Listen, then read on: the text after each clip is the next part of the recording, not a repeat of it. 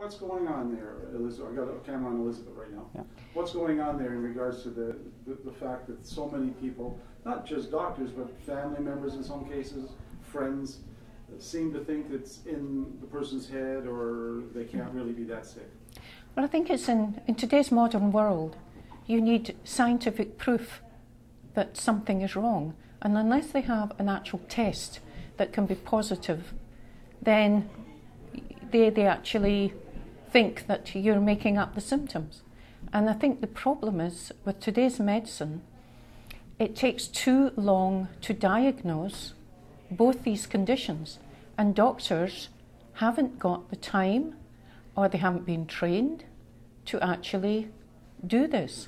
And I don't actually blame the doctors. I believe the way they've been taught, that they are not, they just haven't got time, and they haven't got the toolkit to actually deal, because it's a lot of time they have to devote to a patient with both these illnesses.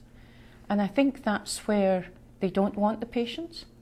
And then in the carer's mind, they tend to think, well, the doctor must know best, so maybe the doctor's right. And, you know, here I am, I'm coping with doing all the work, and I'm doing, especially if it's a woman patient and maybe the husband has to care for the children, and all of a sudden this wife that was doing everything from looking after children to working full time has actually had to give up everything, and the husband has to take on all the roles, and he can't understand why this illness, which has no name, and why he should believe it should actually be an illness.